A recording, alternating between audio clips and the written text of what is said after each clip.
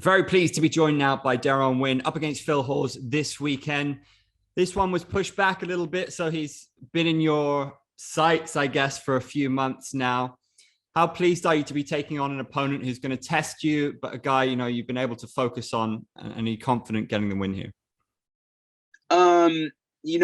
It's good. I think Phil's a really good matchup for me, stylistically. He was a wrestler. He has good striking. He's an overall good MMA practitioner. But it was a good matchup. He's one of the shorter guys in the division, so it'll be nice for me to be able to. I think I'll be able to showcase my striking a little bit better. And at the end of the day, I know I'm a better wrestler than him. I know he's tough, but I'm excited to see where we stand. We know all about your wrestling. Of course, he's a strong wrestling background as well. Do you ever feel your striking is underrated? And you mentioned wanting to show that off this time. Does that kind of give you do you relish that opportunity to let your hands go? Yeah, 100%. It's like, obviously a lot of casual fans didn't really see my UFC debut, but I feel corny bringing it up all the time, but it's like, I think Marvin Vettori beat it. Or somebody beat it, but I'm top two.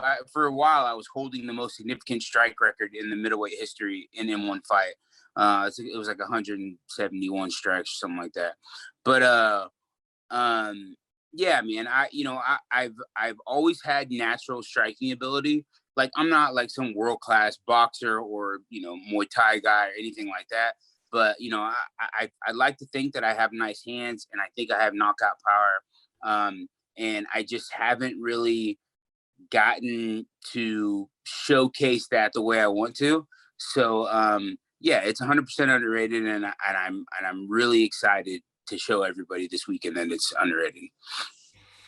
Do you guys think that maybe you've got some of the best wrestling in the world? With yourself, you've got Islam there. You had Khabib, you had DC. That's ridiculous. Kane as well.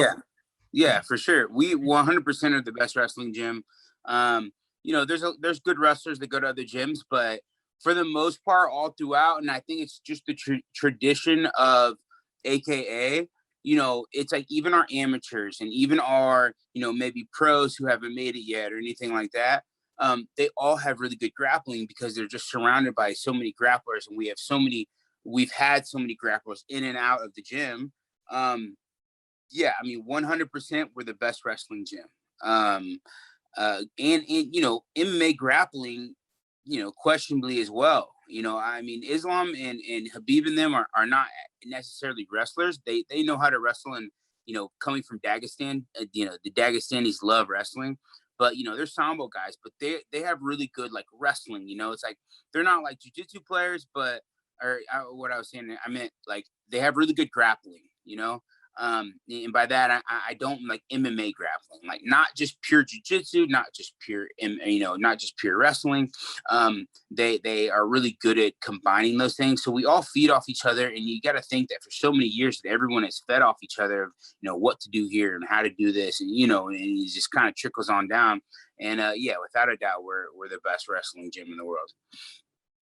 I know you helped DC out with a lot of his camps, and you guys work together. Are you still at it, or has he got his feet up now? He's got his feet up, man. He's been training a little bit lately, just to kind of stay in shape and stuff. But man, he's so busy, and he's old and he's a bigger guy, and it's he wrestled for so many years, and I know that he's just kind of at the point in his life where he's put that work in, that he doesn't feel the need to prove a point to anybody, or necessarily go in there and get punched in the face and get tired and all that stuff, but he still trains every now and then. And he ran a lot of my wrestling workouts for this camp, and he would wrestle around a little bit. We wrestle with our high school kids too a little bit, so he's still active. But as far as hard sparring and cage sparring and stuff, he's see you later, which I don't blame him, man. Are you proud of those guys in terms of what they're doing in retirement? I mean, Khabib's now kind of on a world tour. He was just with Cristiano Ronaldo and Sir Alex Ferguson, kind of going to see different soccer teams. Is that inspiring, giving talks and things to see what he's been able to do once he's put the gloves away? Yeah, it's really cool, man. And in this really young sport we're in, as far as how many years it's been pro, you know, you don't see a lot of guys transition into other things well. There's a lot of like successful fighters or guys who fought for the belt or maybe held the belt at some time who are maybe not living as good as life as they probably should because they didn't know how to transition well on those terms. And luckily, DC and Khabib, I mean, they're just exceptional people.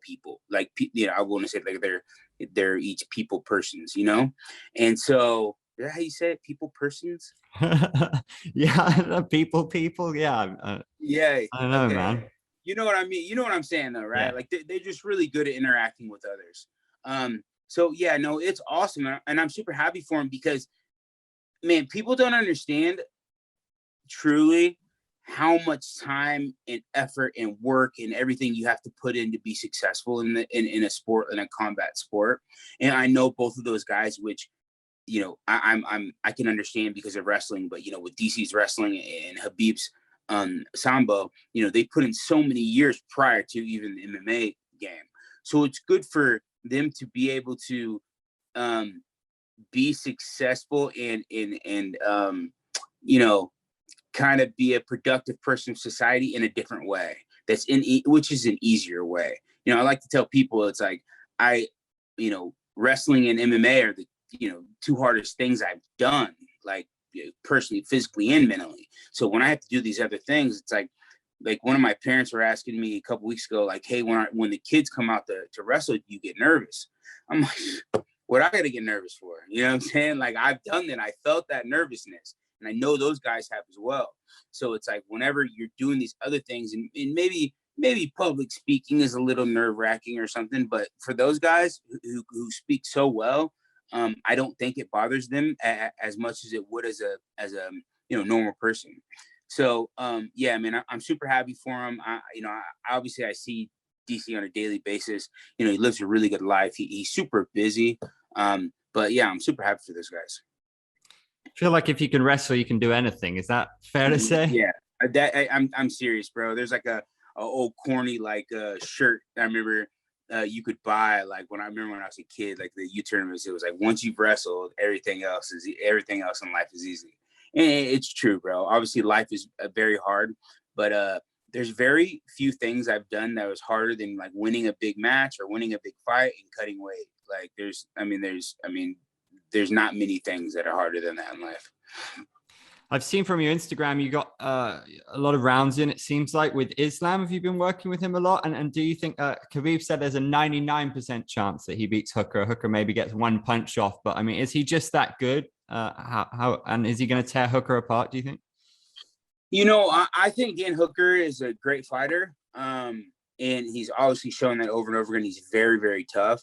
But I think that once he gets on the ground with Islam, they'll be in two different leagues.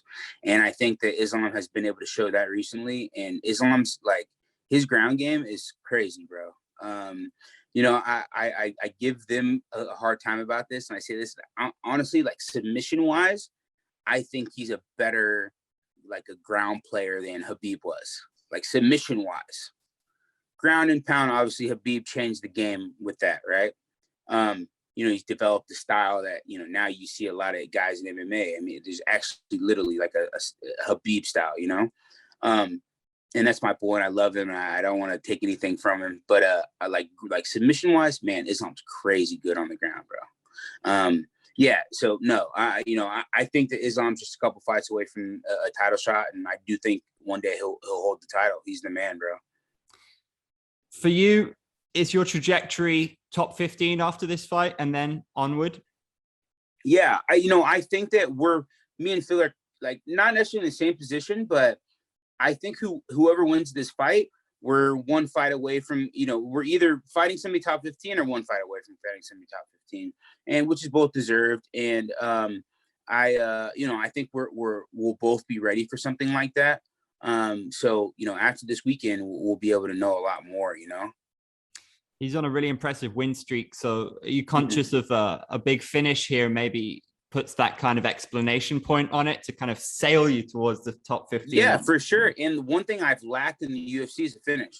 So I would love to finish. I've absolutely 100% became a better overall MMA fighter. So you know, I have a lot of different ways, and a lot of different things I think I can do to put them away. And you know, I if all goes well, you know, I will be about it. So if all goes well, I'll finish how I want to. You just broke up when you said if all goes well. What did you say? If all goes well. No, I'm just playing. No, I said if all goes. You got me. if all goes well, I'll finish how I want to, man. I'll finish him how I want to. Mate, respect. Look forward to seeing it. Thanks for your time, man. I appreciate it. Yeah, thank you, buddy. Have a good one, man.